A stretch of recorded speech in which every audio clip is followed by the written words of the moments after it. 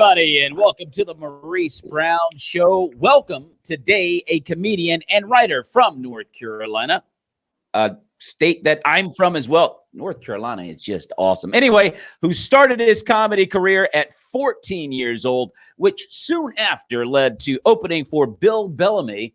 He's had the pleasure of working with Tracy Morgan, Ralphie May, Cheryl Underwood, Donnell Rawlings, John Reap, and D. Ray Davis. Before COVID-19, he was touring with Sinbad and completed a dry bar comedy special, Season 5. Ladies and gentlemen, with no further ado, please welcome the very talented Caleb Elliot. What's up, Caleb? How are you? What's up, man? I'm doing well, man. That was some intro. I was like, who are you talking about, man? That sounded awesome, man. Caleb, thanks for being on the show, man. You've had the pleasure of touring with Sinbad, an old head like myself. Actually, Sinbad's probably a little bit older than I am, but I've noticed that you have a certain comfort level with the old heads. I mean, how was it, man, working with older crowds? I mean, how long did it take you to figure out how to really find the sweet spot? Man, it's difficult, man. There was a lot of first going on the road with Sinbad was a learning process, man. There was a lot of bombing. You know what I'm saying? Yeah. So I kind of caught on the I just got to pick on myself. You know, I got to pick on, things that millennials don't understand, things that I need to learn, you know what I'm saying? And the audience, I think they really enjoyed that. So it was definitely my biggest challenge, but I tried to rise to the occasion, maybe write more because I was doing jokes for like shows with people my age. I was doing jokes for his crowd. I was trying to get stuff to hit every crowd. So it definitely was a learning curve, but it was a good time all the same. Well, I was telling you before we came on air that my son, my 22-year-old son, is a comedian, very, very funny. But what happens, because he started when he was 14, right? Oh, that's awesome. Yeah. And so what happens, and I'm sure you can agree with this, when you start out, it's like, oh, he's so cute. So you get these free laughs in the beginning. Everybody just thinks you're so adorable. Then as you get to that next stage, now people are looking at you like, a young adult. The laughs aren't free anymore. Yeah. And that was the stage where, he started experiencing like, whoa, I'm making some people mad up here. People are not feeling me so much. I mean, but did you have a similar experience? A little bit. I think the biggest thing for me, again, was just changing the material.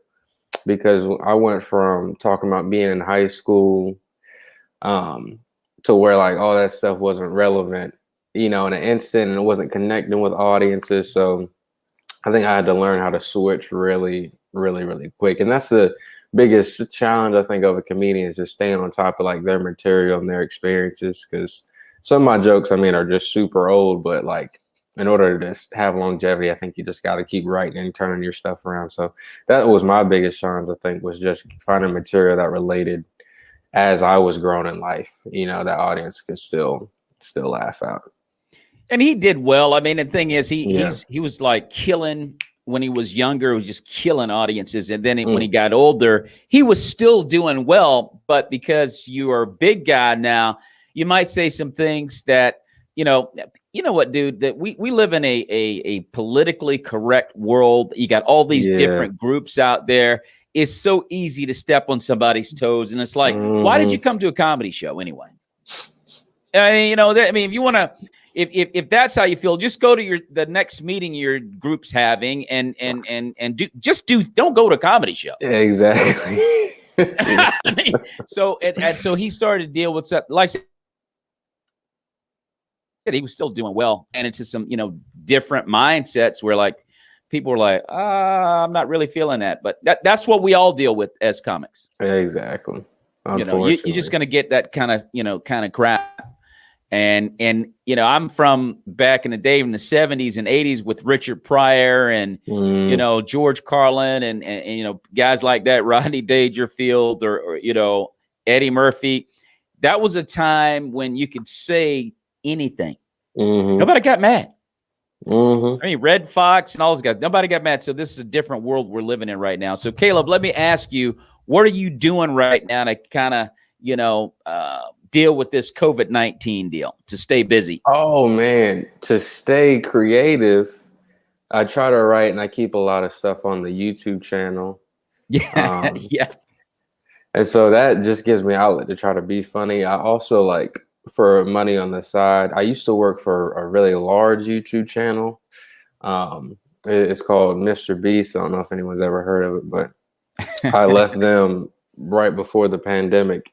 And so now I help different YouTube channels just kind of develop and kind of do all the back end stuff like the editing, making sure it's promoted correctly. Every little hint thing you can do. So I have probably about 3 clients right now that I work with along with my channel. And that just keeps me busy, keeps me creative, and keeps a little money on the side. You know what I'm saying? But Absolutely. Absolutely. What about Zoom comedy shows? Have you tried that out? man, when the pandemic first started, yes, it was probably about a month. That first month, that was all everybody was doing. You know what I'm saying? But it just didn't pan out. Like I didn't really enjoy doing it. There was no money in it really. Me and Sinbad did one, and another guy's name is Chase Anthony, funny comic. And it was fun, but it really just didn't. There wasn't much of a point to it. In my mind, it was like, why would people watch me on the computer when they can type my name and watch my stand up on the computer? It was very difficult. So after that month, probably I didn't do any more.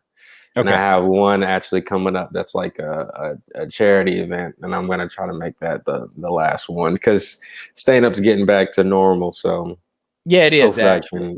Well, what do you think of this though, Caleb? I actually believe that this platform for comedy, like these shows that a lot of comedians are doing, I don't think it's going anywhere. I think whenever we get back to normal, this is going to come with us. What do you think of that? I'd agree for that too. Like, I think it's a great interview way. Like a lot of the things that we're implementing during the pandemic, I think will stay with us for a while. But I don't know if you can it'll never replace it, Oh, no. And No. Like a live show. I mean, I honestly, some of the Zoom calls, they were just hurting my spirit more than anything. Like I was just like, I just miss being live and being in front of an audience and relating to that. And if audiences haven't done that, then that's a whole nother experience. So I think for a comedian, because I bet you've done well. I bet people have walked away from your Zoom shows going, wow, he was great.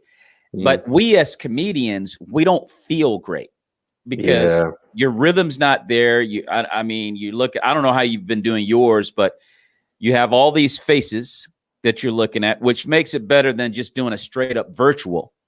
But still, there's a delay. People are doing different things, and it's hard to really get a rhythm going. You got to learn how to get that rhythm going. And then, like I said about the virtual, where you're just performing in front of hundreds of people, you can't see anybody. Exactly. And so you're just doing it, and then a lot of times people are like, that was really great or whatever. But you're like, really? It just felt bad. It felt like you're bombing. It feels like you're bombing. Exactly. So it's not enjoyable for us as comedians. We don't enjoy doing it. Now, Caleb, quite frankly and honestly, the pay is still pretty good if you wanted to. That's awesome. If you wanted to invest in it, the pay is still pretty good. But I think we're starting to get back to the live shows slowly, which would be a great relief. So have you done outdoor shows? I have not actually. I tried. My goal was to go the pandemic and not do that because I hate comedy outside. Just for me, my whole thing is like I'm really soft spoken, really kind of smooth, or try to be. And when I'm outside, if people can't hear me good, it's always like it just feels like Bomb City. You know what I'm saying? So no, it's tougher. It's so tough. So I was at like a open mic the other night, and there was one down the street, and I was like, I know I could get on and practice, but it was outside. I was like, nah, I'm not gonna do it. And so he put me on the next show. So I have yet to do that. That one's coming up in April. So that'll be my first like outside one. I'm just giving in because I'm trying to create a new hour, and I'm like, I gotta practice. I gotta cave eventually. So you got to practice, man. And I've been exactly. doing all of my open mics on Zoom. Oh, that's cool, man. I mean, Yeah, just better. And like you said, you got to do it. You got to do it. exactly. You got to keep creating. You've got to keep your rhythm and all that stuff. Mm-hmm. So it's uncomfortable being outside because we love the packed in rooms. We love the low ceiling. Absolutely. There's so many factors that create a good show, and Zoom and outdoors, they don't do it. Anyway, let me ask you about, the shows that you've been doing with Sinbad. I know you were touring with them pre-COVID-19. Is there any talk of you guys getting that going again? Well, he, I don't know if you're aware, you probably are, but he had a stroke back in November, I want to say, was when it went public. Yeah. Okay.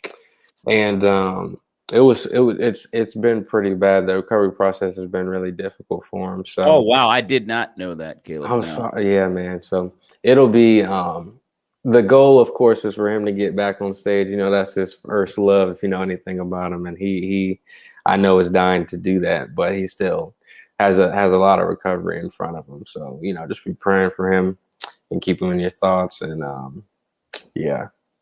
So as for me, I'm trying to get back out there, what I'm saying? And luckily, because of being on the road with him, I had to make a lot of good connections with a lot of different clubs and people. And so just trying to, my biggest thing recently is just seeing who's alive, after the pandemic, and just being like, hey, you still booking at this club and all this other stuff to try to get work, Yeah. But I don't know if he'll be back to it for a while, but that's definitely the goal. And hopefully.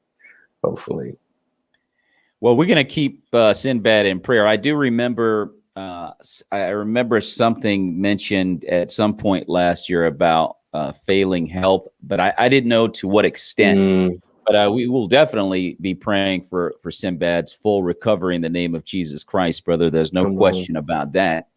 And looking at your YouTube videos, I was telling you before we came on, they're pretty funny. And you had a YouTube video that you did at the middle of 2020. It was around summertime. It was at the height of racial tensions in America with the George Floyd situation. I mean, good gosh, man, you can throw so many different names out there, and Black Lives Matter movement, the whole thing. And you did a little YouTube show presentation on how to ease racial tension, which was pretty funny, actually. You know what I loved about it? It was funny, but at the same time, there was really, a lot of reality, to it, even though it was quite humorous. Would you care to expound, Caleb, a little bit on some things that would help in things you don't say to Black people? My goal behind the video was more so like, just exactly that, just to like, I feel like there was a lot of people in different races that really wanted to help, and I think it because of there's so much tension, there wasn't a good way for people to do that. And so I wanted to kind of, say, well, these are some things you can do to help. But this is also what this doesn't mean. Like, I had a lot of friends that were like, I looked up Black Lives Matter and on their website, it says this, and I don't support all that. And I was like, well, do you think Black Lives Matter? And they'd be like, yeah. And I'd be like, okay, just say that. Yeah. You know what I'm saying? Like, just keep it that simple. You know what I'm saying? And then another big thing was like when people would bring up, and I don't know if you experienced this, but the rioting over the actual situation. Okay. You know what I'm saying? People would be very concerned more so about the rioting than they were what was happening with George Floyd. And in my mind, I was like, you lucky that's all they doing to some extent. You know what I'm saying? Because when people don't feel heard, they get frustrated. And so frustrated's a good word, Caleb. Exactly. And so, that was the whole thing behind it. But I'm glad it came out well. I waited too. I waited a while till everything kind of chilled down, maybe a month. because I was just listening and watching. It was, I mean, it felt like World War III sometimes, man. I actually went to a protest around that time, man, and I went and did too. And it just felt like with the pandemic, everything, it felt like the end of the world was coming, man. I was waiting for Jesus to crack the sky, man. But, we got through it. Well, what do you think about the tone deafness, though? Like, now I'm going to give you my opinion. I think that's kind of like a cop out. When people go, I didn't know, and that's where we attribute the term tone deaf. Like, I don't get it, I can't relate, and I'm like, how is it that you can't relate it, but you do read the newspaper? And exactly. But anyway, what is your opinion of that, Caleb? Well, I feel like some people choose to be ignorant. Right. Some people can ignore it. They have that privilege of saying this doesn't affect me and I don't have to worry about it. Right. And I feel like the issue wasn't a Black community issue. It was more so police brutality. And we have to make sure this doesn't happen for any race, that they have justification, that they're accountable for anyone, Yeah. And I think somewhere where I can, so I think we have to ignore the people who are just choosing to be ignorant because they don't want a part in it anyhow. But there are people who is amazing to Black people, but who are actually ignorant, who are like, oh, I actually had no idea. And what's interesting is like with the George Floyd situation, most Black people are like, oh, we see this all the time. Yeah. And I don't know if you remember, but there was a gentleman in New York. I remember seeing it. I think I was coming out of high school, but he had kind of the same situation. I don't remember if he died, but there was an officer on his neck and he was like, I can't breathe. It was a big Black dude. I just remember seeing this video, and in my mind, I was like, dang, this happens so often. Here's another dude. But this was the first one where people who actually didn't know what was happening, they couldn't ignore it. You know what I'm saying? It was so in their face. It was so like, oh, I had no idea. And that was kind of the people I really wanted to help. Because they wanted to help, they wanted to reach out, but they didn't really know how. And they actually were ignorant because they're not a part of our culture. They don't notice it every time it's on the news. And last thing I'll say about it is, if you didn't get it this time, you just ain't gonna get it. Yeah. Like I feel like if your eyes weren't open at this, if you weren't like, oh dang, something must be really going on this time around, you probably just ain't. You're probably just choosing to be ignorant at that point, and we can't do much with people like that. No, you can't do much with people like that, Caleb. But people like pick and choose what it is they believe and understand, so-called understand. Like I saw these two white girls the other day, man, and they were talking, and one said to the other one, "Get this, you're not going to believe this." She said, "The struggle is real." And I went, well, what, did they stop selling milk at Starbucks? I mean, what struggle? I mean, like, yeah, what are you going through this? What are you going through this? Well, it's funny because they Black people are followed by everybody. Everything that we do is pretty cool. But when things get bad, it's like, I didn't know that. Exactly. So, it's about picking and choosing what you understand. You just said it. I mean, people decide what they're going to believe. So, but I like that segment. It was very funny, and like I said, very informative too. At the same time, it's like you can't get mad if you're laughing. Exactly. You can't get mad. So I love the fact that you chose to take on such a strong topic. Now, let me ask you this. You're a young comedian. You started when you were 14. And one of yours, and I think it's in the Dry Bar comedy special that you did, you talked about your first fight. What was your first fight like, Caleb? Man, that is funny, man. It's a cool story. So that's a lot of that story is very true. Okay. Very true. But basically, when I was in middle school, going from like preschool, elementary school, I grew up with a lot of white kids, what I'm saying? Had a lot of white kids around until the 6th grade. I started going to like the predominantly Black school. There's a lot of Black kids at this particular school. And I had on like a kind of goofy outfit, you know what I'm saying? Like I had on some cargo shorts, which were not in style back then, apparently. And I had on like some white kind of tube sock looking things. You Yeah. know what I'm saying? Like it like, kind of looked like Steve Urkel, you know, but Oh light man. skin. Uh Something oh. like it. And man, I got on the bus the first day thinking I was cool, right? And the black kids, I mean, they came together in unity Uh as oh. one body, one voice, and Yes. started flaming my socks. I mean, just clowning. It was a topic. They was like, "Oh man, he got the Casper socks on. Look at his ankles, but his ankles crispy white." And man, they did that for like, I mean, every day, at least the first 45 minutes of the bus ride. You know what I'm saying? Bus Gee ride whiz. want 50 minutes. They want but 50 minutes on the bus ride. Man. And so one day, this dude named Eric, man, he was the kind of ringleader. And I was like, you know what? I got to say something. I got to stand up for myself. I'm going to say something back to Eric. And I went on the bus and Eric was like, "What's up, white socks?" And I was like, "You know what, Eric, your mama." And the whole bus was like, "Oh." The whole bus was like, "Oh, shoot, not your mama." And Eric was like, "What you say, Caleb?" And I said, "Your mama liked these socks last night." Wow. And that was the first time I got beat up on the bus was that day in sixth grade. That was the first time I fought and lost the fight was that day in sixth grade, boy. Well, you know what though, Caleb? It At was some rough. point, you have to do something. You have to do something because there are some guys out there that would never bother anybody, and they get Yeah. picked on all the time until that one day where they beat everybody up. Everybody had to pay today, Yeah. and then they were never messed with again. Mm-hmm. I mean, there's so many stories out there like that where the most unsuspecting individual had nothing but Muhammad Ali inside.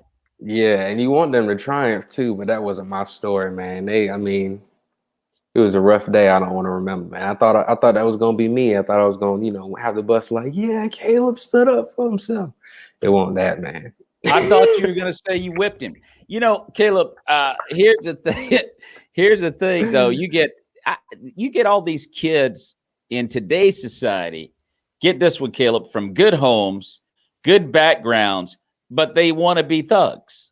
Yeah, man. I'm like, yo, dude, really? You're a thug wearing braces? That's I mean, you're a thug with a comprehensive dental plan. You got insurance, so you thug. Yeah. Hey, yo, Caleb, I don't know of any thugs that live in a cul-de-sac. That's right. That's right. But it is funny though. You have that going on in our society now, which is really kind of funny to me. And I'm sure. And I used to be a substitute teacher, so I've seen. You've seen it all, I've man. seen all this stuff. You got the worst of it. Doing? They would show out for the subs. So, what is it like performing as a clean stand-up comedian? I'm interested to know what motivates you to be a clean comic. Man, really, I want to be dirty. Let me tell you why. Because it's easier to communicate emotion for me. So in other words, if I'm frustrated and I'm clean, I have to, spice up my vocabulary. I really have to act it out. I have to, really sell it. In other words, or I can just say profanity, and you know what that means. And sometimes I'll be wanting to say stuff like I heard it or like it, my friend said it, and I'll be like, dang, that would just be so easier. So it's definitely a challenge. Two things really though, of why I am clean. The first one is that was just how I started when I first came to the club. I was young, and my dad was like, you can go up there, you can do whatever you want. So I went up there, MF, you know what I'm saying? Yeah. And the manager at the club at the time, he kind of took me under his wing and he pulled me aside. He said, hey, from now on, you're clean, because you can always go from clean to dirty, but never dirty to clean. It's just easier to write that way. And I'll tell people this too when they start writing. But once you start writing clean, you just think clean. Okay. Like I've been doing it for so long, I don't really have to try to think of bits that, I don't really have much that I can't do on stage. But the second thing is I felt like I was supposed to be that voice that the family could come to, you know. It definitely reflects my natural life, my spiritual life, and that of course affects everything else. But I wanted to be a comic that was Christian, never like a Christian-y comic. You know what I'm saying? Or never dubbed as a clean comic. But however, just coming up, I really felt like that was something that the Lord had put on my life, was to be that comic that the family can come out to, kind of like Sinbad in a way. And I really feel like it was ordained that I even connected with him. Like I was clean long before I even got to work with him. Yeah. And so, I mean, who else could I have been partnered with? Out of anyone that's doing comedy, anyone that's clean. And I like to think that people can't notice either when I'm performing, that there's even a difference. But that's the two things really. One, I just kind of was trained that way, but two, it just reflects my spiritual life. It's just, I want to be that voice to where people can come and have freedom from here, and what I'm saying, other things. So that actually brings me to a bigger question, because you mentioned that it's a spiritual thing, and that you are a Christian, you are a believer in Christ. Come on. How does that, I'm saying, how does that, influence you as a performer from that perspective? I think with Christianity or loving Jesus, it should influence a collection of your decisions. If you're doing it right, come on. It should influence your career, your family, your relationships, And it definitely did mine. I mean, I'm not so much now, but definitely coming up, I had that toil of, what I'm saying, wanting to be cool and wanting to relate more and feeling like it was easier to kind of use. And I worked with Cheryl Underwood one time. And Cheryl Underwood, if you've ever seen her live, has one of the best shows. Is one of the best comics, hands down. I mean, one of my favorites, but her shows are absolutely ridiculous. She had people singing and dancing, and the crowd was going crazy, you know what I'm saying? And I loved every minute of it. And so after the show, I was probably 15 at the time, and I got to hang out with her, talk to her, and she said, I'm Christian, I love the Lord, Caleb, and I cuss a little. But this is it, Caleb. Don't say anything on stage that you can't stand before God and say, this is why I said it. And she goes, I do this to make people laugh, and I'm accountable towards me and the Lord, and that's it. I don't worry about nobody else. And I said, that's what's up. So I took that knowledge, and as for me, I knew I couldn't be up there, saying whatever I wanted. I have boundaries on what I say, and those boundaries come from my relationship with the Lord or my spirituality. But the same should go for any career, really, if you truly, hanging out with Jesus like that, that's my boy. Well, it should influence everything you do, your relationship with Christ. But I think with, and you don't want to call yourself a Christian or clean comic. I kind of think most comics are like trying to stay on, look, I'm a comic. And as people watch you, they get the idea. They can let them decide for themselves. Oh, that's the reverend. Exactly. Or, that's the pimp reverend comic up there, or that's the clean dude, whatever. Yeah, and, exactly. Let your performance define who you are. You don't, to announce it, and you can if you want to announce it. There's nothing wrong with that. But I think for most comedians that are clean and or Christian, we just want to be comics. We're just comedians, and the performance will definitely speak for itself. You don't want to be up there preaching to anybody. You know what I'm saying? Because you can go to church and do that, although some churches are pretty funny. Anyway, let me leave it alone, Caleb. But now what I'm saying is, dude, you just want your performance to speak for itself. I was invited to a Def Jam comedy type room, right? Mm-hmm. By well, I gotta say, I was a Christian comedian, right? He's like, "Hey man, Mo, come on over to my show." I'm like, "Yeah, man." I went over there, and I walk in the door, Caleb, and dude, man, it wasn't Christian comic. If you watch him, you wouldn't walk out going, "He's a Christian." No, you wouldn't say that. Anyway, I was like, "Whoa."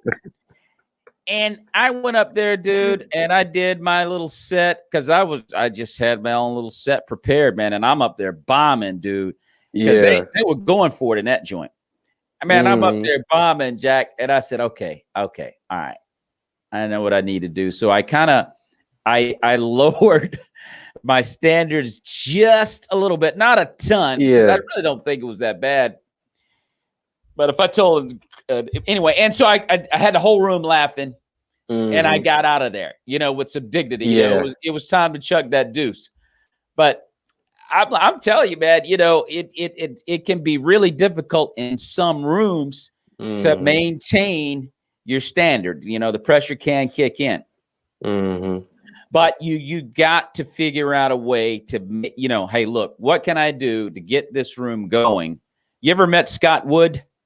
I don't think I have. He's a white comic out of California. That guy can go into any demographic and kill. And he's just clean. But it's all about energy.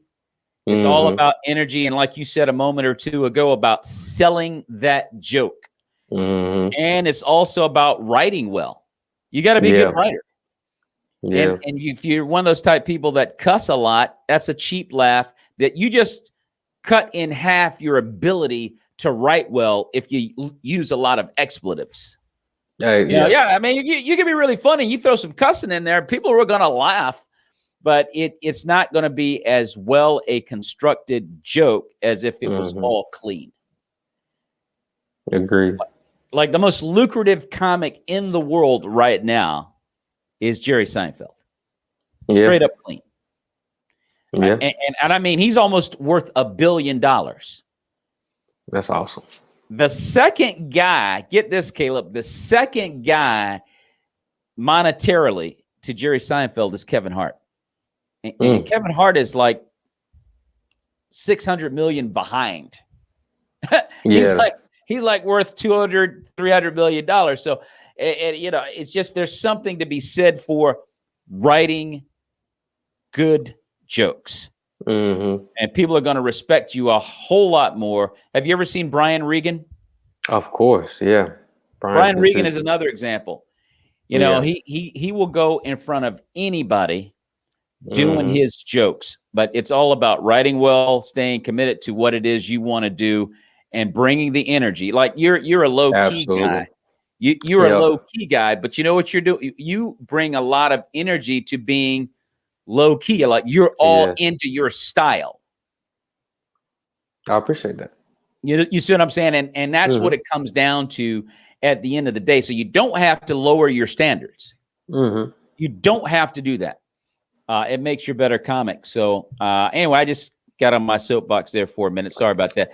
Hey, Caleb, let me ask you this, man. How do you deal with hecklers on stage when you're up there? I don't get them often. I really don't. I feel like I talk to civilians a lot, and that's a question I get a lot too. But I feel like it doesn't happen as often as people think. Because I can only think of,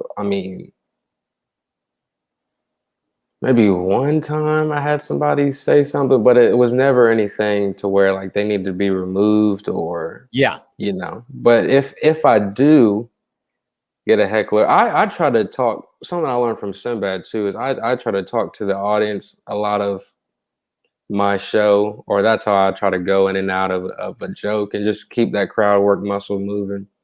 And so doing that, I think relieves a lot of like people yelling out. They're more so scared like he's gonna call on me, but I just start to make them the joke, I guess, and that's where that bus roasting comes into play. You know what I'm saying? I like to. It depends, I won't do it for everybody, but if someone's blatantly, I've had people more so just talk during the show than they were actually heckling me. Does that make sense? Like Yeah, I was like, it I'm on makes stage total right now. yeah. Yeah.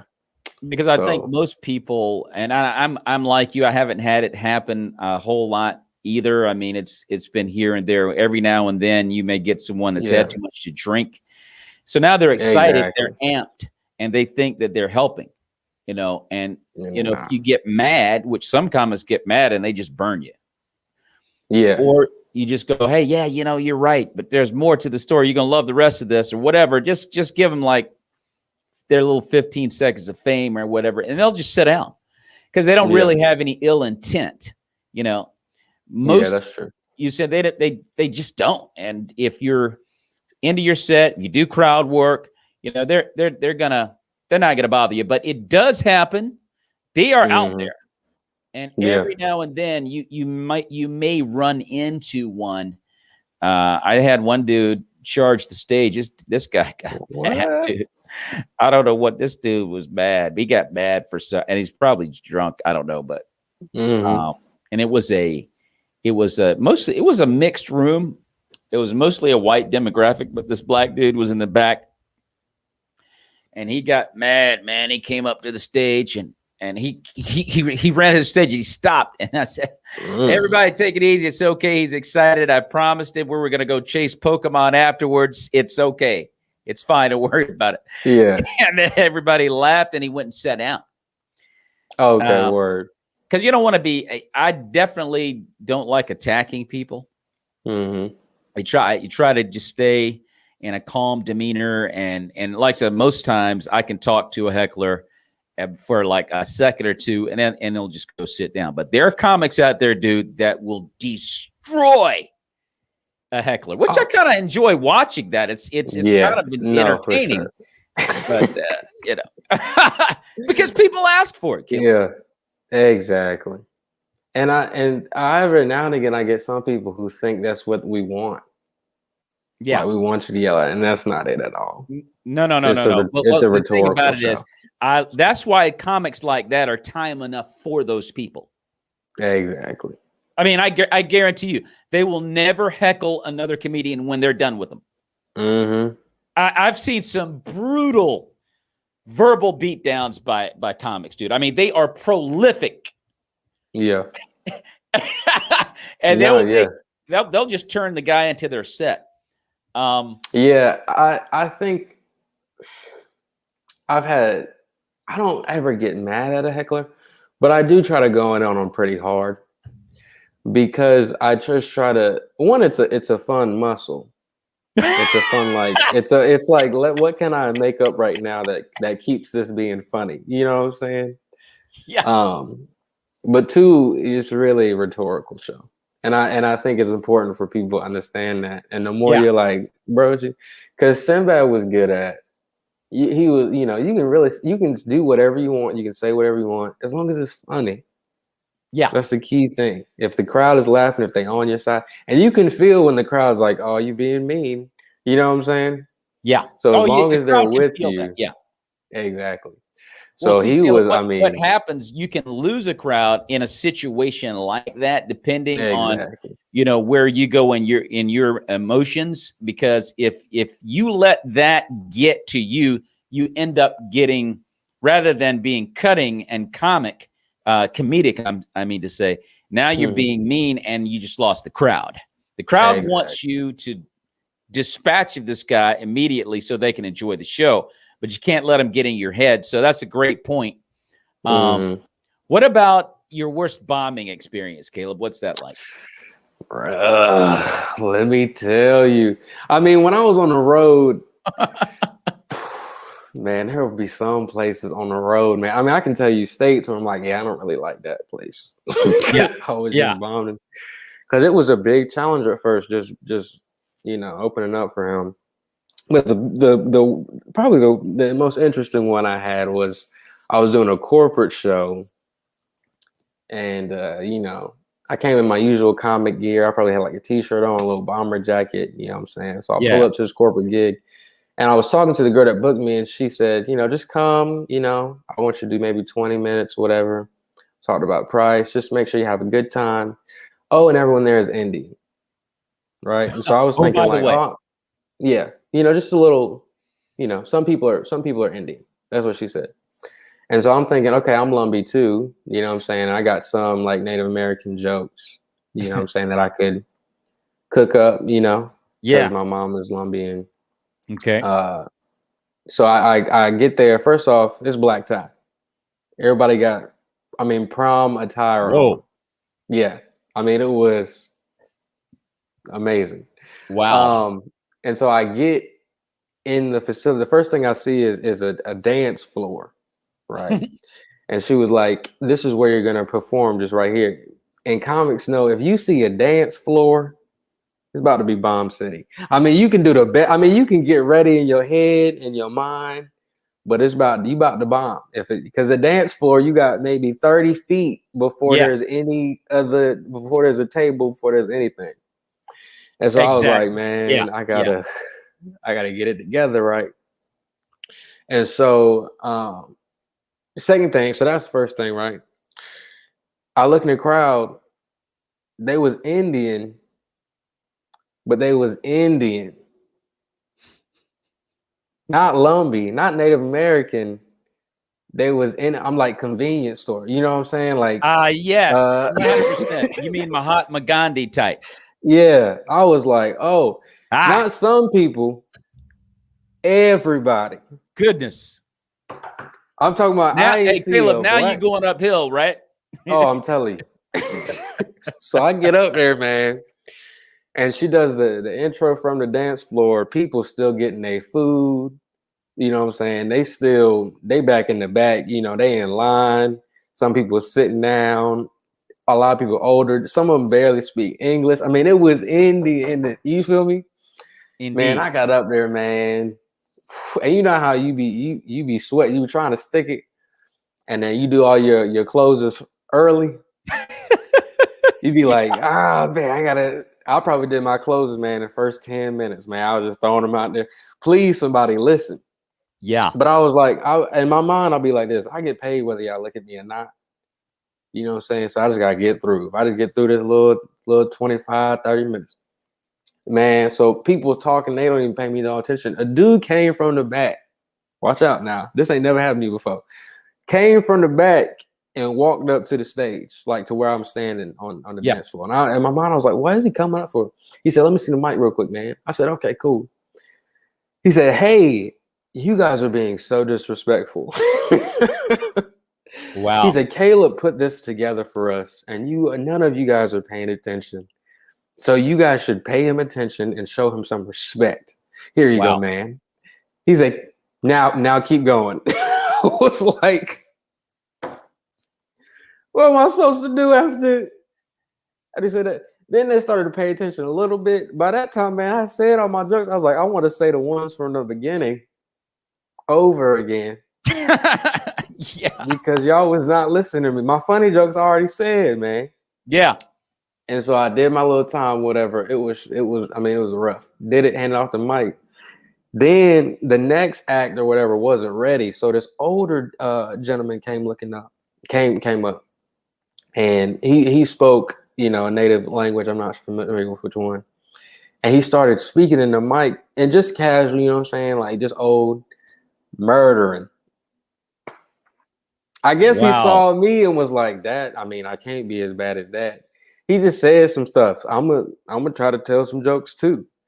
And and I was like, he is not funny. Y'all played me because that's not funny. I don't know what he's saying, but come on. But really? But Caleb, now see, that goes back to what's relatable. Yeah. You know what I mean? So you're dealing with a crowd from another culture that you did not even expect to be addressing. And so this guy gets up there and he just saying stuff that they just can simply relate to. And they just probably couldn't understand a lot of what you were saying. It had nothing to do with how funny you were. It was because I know it was hilarious. They didn't get it. They didn't get any of the jokes. Nah, he probably was talking about me. That's probably what right over their head. And in his own language, he was probably saying jokes about me. That's what I would have did. Well, there's also that. But that's funny too. Yeah, he was probably saying that stuff as well. And we always think when people start talking, in another language around you, they're talking about you. Absolutely. They're talking about you. So, Of course. but dude, that's a tough bombing experience, man. That's Man, one of the worst I've ever heard. Just because it was so unfair, the position that you were put in. I'm like, oh man. I appreciate and there's that, some man, gigs, Caleb. It's one of. I've heard some bad ones though. It's not the worst. I've heard some really bad ones, dude. I mean that. Well, look, dude. I'll give you one. Mine is worse than yours. I did a Christian event, a spoken word event, and I had this joke that was a little risque, and my son was like, "Yo, Dad, don't tell that joke," and I'm like, "Okay." That's what I'm thinking before I get up there, and then I'm killing telling these preacher jokes. I mean, the flash bulb. I mean, I'm killing, and I go, okay. I think I'm gonna pull the trigger on this joke. If they don't like it, they'll forgive me. I got them right here. I let it rip. Yeah, dude. They were like, what was the context of the joke? I'm curious. If you want to say, let me tell you the context. Hey, Caleb, I'm gonna give you the context. I deserve it. Hey, Caleb, I deserved it. It was crazy, dude. It involved the N-word and the Confederate flag. Okay, and and I thought that because you got a lot of the NFL made this a penalty a few years ago when Colin Kaepernick was still the quarterback for the San Francisco 49ers. And it was a kind of a down low penalty, but it was a penalty. But okay, young African Americans use the N-word all the time. So you got these white referees, these middle-aged white referees, and they're like at a tennis match watching the N-word go back and forth like they don't know how to handle it. What is this? So they made it a penalty because they can't handle the word. What do I do with this? So I said, that's like penalizing a white dude for saying the other white dude, right? Yeah. I mean, what's the big deal? And they was like, I said, what kind of a flag are you going to throw on that anyway? Oh, it wasn't. What about a Confederate flag? Just throw that anyway. So, I have told that joke in a lot of clubs and it always gets laughs, but they were so mad. I went and this is how bad it was. I was way up here. And after that one joke, I was literally at the bottom. You was done. So that was bad. That's one of the worst. Was it a black church or a here. White church? Oh, it was a black church. Interesting. It was a black church. And I was thinking, I mean, they'll get over it if it's not that serious. But they got mad, dude. Because see what happens, Caleb, in church, people wear masks. They got that holier than thou mask on now. They don't ever, I don't ever do anything wrong. And as soon as they walk out, they probably call me the N-word in the parking lot. Anyway, let me leave it alone, Caleb. So, no, Caleb, I had to throw mine out. Yours was bad, but mine was really bad, dude. It was bad. I had my wife and kids. They were there, man. It was like, I had my wife. My 3 kids had to endure that with me. But see, as comics, we have pretty thick skin. It's like, it was a bad one. Note to self, never do that one again in this demographic. But they didn't have to go part of the through game. That. Yeah. What's that? That's part of the process too, is bombing, Oh, yeah. Like every comic got a bad story. It kind of loses its sting. Well, after that first one, after you go, oh, nothing happened, you kind of just be like, I mean, what I'm saying? I did the same jokes. I do them the same way. I might add a tag here or two, but after a while, what I'm saying? I don't know if it's something I can control. So you just try to perform the same way, at least for me. That was the joke I told at the Def Comedy joint that got me, got the whole room laughing, and I was able to get off with some dignity. Yeah. Like, they love that joke. It's usually pretty funny. And I bet some of those guys that were in that club were at that church. Anyway, let's keep moving, Caleb. Listen, dude, I appreciate you being transparent enough to share that. Most comics that come on the show are really cool about talking about it. And we as comics, we know it's part of the game. We really don't care. Yep. What's your favorite part of the country to perform in? Man, I love St. Louis, man. Okay. I know that's weird, but for me, people in the state, they make the shows because it's just such a different environment. The culture of a city determines the people there, determines the energy of, the shows. And I mean, that was a place, man, where I mean, it was just live. I'm talking all the shows was live. I mean, they was with me the whole time. It was cool people the entire time. So definitely St. Louis. It was Helium Comedy Club in St. Louis. I mean, the staff was cool. That's definitely one I never forget. The two also sounds weird, but Nebraska, Omaha, Nebraska, cool people, man. They call it Midwest nice. I don't know if you ever heard that. They got like Southern polite or Southern hospitality. They got Midwest nice out there, but the people there, man, is just cool, and they was cool all the shows, man. The energy was great. Which another interesting thing that I just noticed, a lot of interracial couples, which is just interesting. I don't know, it was just interesting. It was. Midwest, I mean, it was for sure. A good amount too. I don't know if they just saw I was light skinned, but that was definitely. Well, yeah, cool the light skin helps. Let me just say this, Caleb. How was it?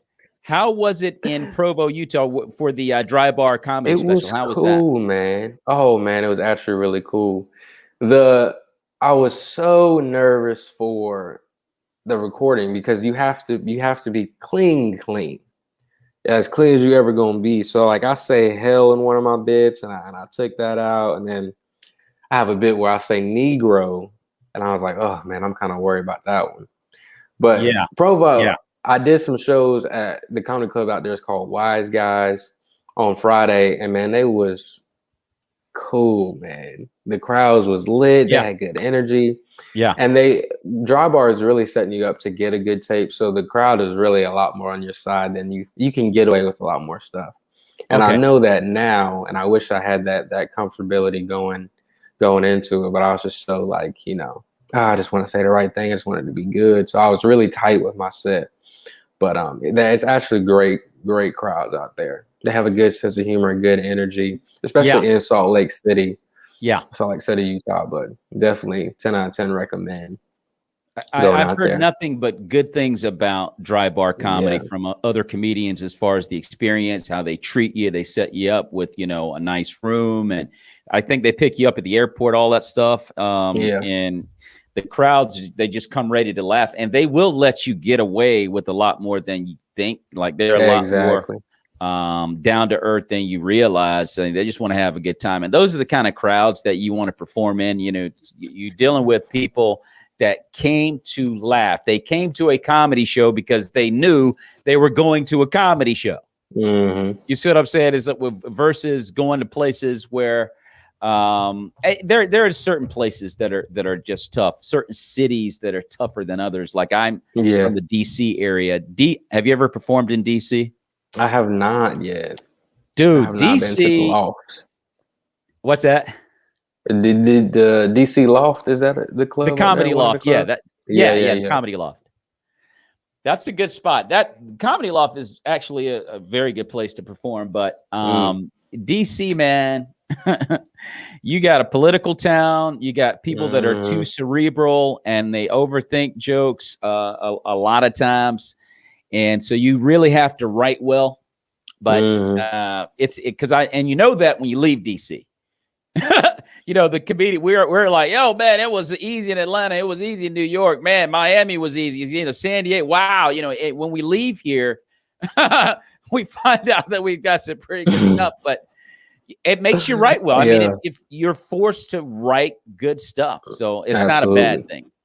You got the hitters out of DC. Donnell Rollins is out there. Chappelle started in DC. That's right. I think Wanda Sykes. Tony Woods. Are you familiar with Tony Woods? Yeah, that's the GOAT. Martin Lawrence is from DC. Tommy Davidson, Mike Birbiglia. A lot of good comics come out of DC. Hitters, man. A lot of good comics come out of DC.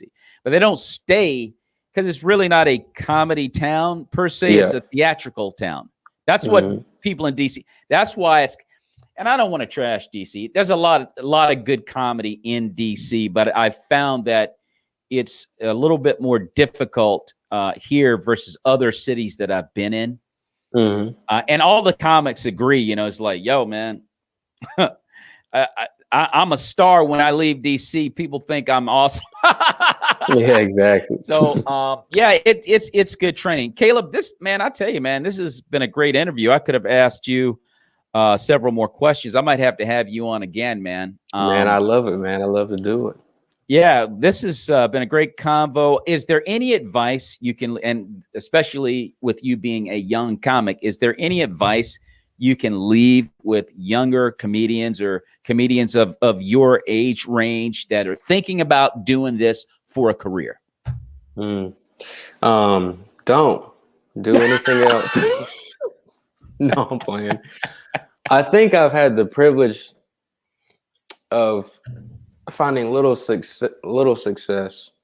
Yeah. Not well, big things to me, but people don't keep in mind. Like I went to the club when I was 14, but I started when I was 11. Okay. And the idea of like touching a mic, testing material, like I was doing family reunions and talent shows, stuff like that. So when I got to the comedy club, I got to work with people quicker because I had some stuff under my belt at 14. Yeah. But from the first time I touched the mic to being 21, 22, getting the special, going on the road, that's a 10-year period. Yeah. And that's 10 years of not just mic, just holding a mic, material, meeting people, going to clubs, you know what I'm saying? Yeah. And I think for a young comics, like that's something to keep in mind is I have another 10 years, another 20 years before I can really reach, I mean, any of the goals that comics aspire to. And I think it's definitely, it can be a career, but it's definitely a long game. And I think it's okay to play the long game. You know, I think especially now, you know, younger comics just get so caught up in like, oh man, I gotta, you know, get a credit or a special or I gotta, like some of the goals we have obtaining is just you staying in the game. When I worked with Ralphie May, he was like, there was a lot of people who were funnier than me. There's a lot of people who work harder than me. There's a lot of people who, you know, they were better than me in every shape of the word, but they stopped. They didn't keep going. Yeah. And if you keep going, you'll eventually make it, whatever making it is to you. I think you can make a career out of this. But that's the biggest advice is just keep going. Don't get frustrated. Think long, but don't give up. Totally agree with that. There are a lot of comics out there that are extremely funny, but they don't have that, as you accurately stated, they don't have that long game mentality. They think it's taking too long and they've been, you know, scuffed up a little bit more than they'd like to be because it can be, you know, a brutal game up there, you know, i.e. bombings or hecklers or whatever. I mean, it's not a bed of roses all the time. And if you don't really love it and you have that long game mentality, you won't stick with it. You won't stick with it. And you got to be prepared to understand that, you know, you're not going to be Chris Rock next week because you killed your first time on stage. You know, and expect that not to continue. Like, you know, you're going to have some rough. And so you're right. And it takes a while to find that sweet spot of operating as a comedian. It takes a while. It's not it doesn't happen quickly. And so, yeah, great advice. You got to love it and have your mind made up that, okay, this is what I'm going to do no matter how long it takes. So how can fans follow you, Caleb, on social media or contact you for booking? Oh man, best way is just to go through my website. It's Caleb Elliot Comedy. There's a section in there where you can find everything. You can find Facebook, Instagram, YouTube, but CalebElliottComedy.com. Definitely check that out. Biggest thing is YouTube. I love getting subscribers. I try to comment to every comment. I try to post content as often as I can. So definitely be checking out or hit me up on there. But yeah. Sounds great. Ladies and gentlemen, we've been talking with Caleb Elliot, stand-up comedian who has a dry bar comedy special out, was touring with Sinbad pre-COVID-19. And we definitely send our prayers out to Sinbad for a recovery, a total recovery, speedy recovery in the name of Jesus Christ. Caleb Elliot, Thank you, sir, for being on the Maurice Brown Show. May the peace of Christ be with you and your family, brother. Come on. I appreciate that, man. Yeah.